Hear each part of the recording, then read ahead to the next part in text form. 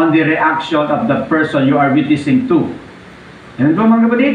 Akala ng iba, ay matagumpay ang aking pagsaksi kasi tumanggap sa Panginoon. No. Pag nireject ka ba, nagalit sa'yo, hindi ka na successful. No, that's not true.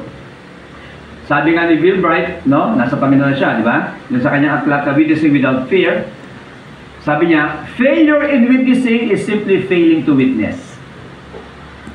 You are a failure in witnessing if you don't follow the command of the Lord, the voice of the Holy Spirit in your heart to share the gospel. You're a failure there.